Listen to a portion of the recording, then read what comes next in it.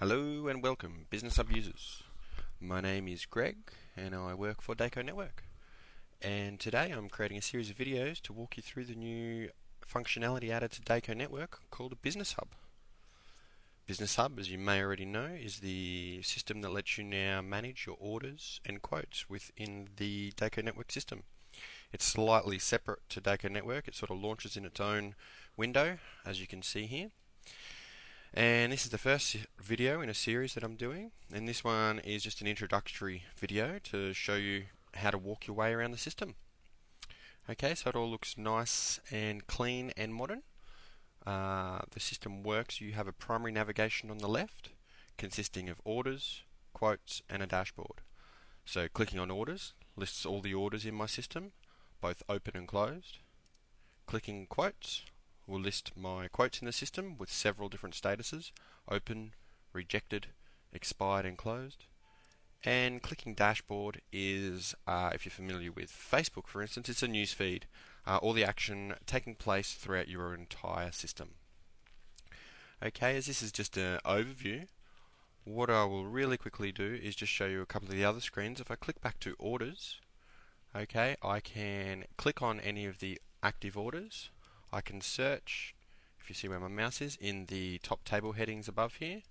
So I could search for an order in a particular status or a production status, value between, so forth. And a little button on the right here, I can configure which table headers I wish to have in my list here. Okay, but I'm just going to really quickly show you how easy it is to raise an order in Business Hub, and this is just going to get you used used to some of the screens in the system. So if I click Add New Order, it loads the Business Hub system. I can give my order a name, tick if it's priority, a customer purchase order number if they have one, and a due date. Okay, I select from my existing customers, or you'll see a button here, Add New Customer and Add New Customer. So I could add a new customer on the fly. Okay, for this example, I'm just going to select myself as a customer. Okay, it's just a dummy website, so just some dummy details here. And then I'm going to add my first product.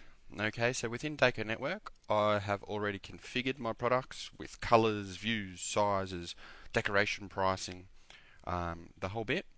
And now I can just really easily, by, say I want to type in a code here, I want to see all products with the code 18. So it's going to automatically filter my list, and I can choose a product. Okay, and that product will load. It will already know all the colors. If I pop open the color one, all the colors that product I've defined in, the sizes, what sizes that product come in, what costs they all come in, decoration areas, the whole bit. Okay, it's like a little online order system. It's magical, as we like to say. Okay, that was one way to find a product. Another way, if I open that drop down again there, is to open my product selector. So if I don't know the name of the product, I can quickly open my product selector, and it's like a visual representation broken down with categories. Okay, so very similar. I could say I want to choose this Stedman jersey sport print, use the product, and it will load in. Okay, so I go through, I configure that product. I could, for instance, add a quick decoration. So I'll load it in my designer, and I'll add a little bit of text. It knows I can only add embroidery text to this area because I have configured that already within my DecoNetwork system. Okay, so it's going to add that embroidery text. It'll calculate my stitch count. I could click down on it, zoom in, zoom out, just like your normal online designer, but I'm doing it as an order for a customer. Okay, so I'm happy there. It's calculated my cost. At any point, by the way, I can override costs, and I'll be covering this a lot more in depth when I cover creating orders and quotes. Okay, I'm just trying to show you how easy it is. I create my costs, discounts, and enter in my shipping. It's even linked to live shipping. Add a final discount. I can put customers on terms. Okay, but I'm not covering it at the moment. I'm just showing you a really quick explanation of how easy it could be. So I'm going to save that order. It's now going to save that order as though it's a real order. And then it will come back to my view order screen, which is going to give me a different set of options. Okay, so at this point I can now email the order to the customer. Okay, this particular order is on 10% deposit terms.